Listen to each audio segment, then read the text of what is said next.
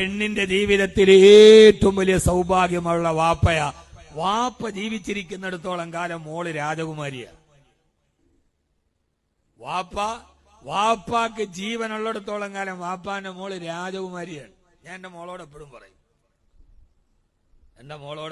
ഞാൻ പറയും, വാപ്പ ജീവിച്ചിരിക്കുന്നിടത്തോളം കാലം മോളാരാ? രാജകുമാരിയാണ്. ഭർത്താവ് പോലും തൊടൂല്ല. തൊടാൻ വരുമ്പോ എന്റെ വാപ്പാന ഭർത്താവ് ഒരു ദേഷ്യം അതിനെ തൊണ്ണാൻ വരുമ്പോഴേ ഞാൻ എന്റെ വാപ്പച്ചോട്. അതൊരു പേടിയാണ്, അതൊരു കരുതലാണ്, അതൊരു കാവലാണ്. വാപ്പ വീട്ടിലുണ്ടെങ്കിൽ വാപ്പയെപ്പോലെ ഒരു സുരക്ഷ വേറെ ഒരാളില്ല. വാപ്പ വീട്ടിലുണ്ടെങ്കിൽ മുമ്പിലത്തെ വാതിലിന് താഴിട്ടില്ലെങ്കിൽ പോലും ഉമ്മയും മക്കളും സുഖമായിട്ടുറങ്ങും. കാരണം അപ്പുറത്തെ മുറിയിൽ വാപ്പയുണ്ട്. വാപ്പ വീട്ടിലില്ലെങ്കിൽ ഗോദ്രേജിന്റെ 7 താഴിട്ട് പൂട്ടിയാലും ഉമ്മായും മക്കളും സമാധാനമായിട്ട് ഉറങ്ങില്ല. ഒരു ശബ്ദം കേട്ട ചാടി എഴുന്നേക്കും. അല്ലോ, വാപ്പ പോലും വീട്ടിലില്ല. ഇതാണ് വാപ്പ, ഇതാണ് ഉപ്പ.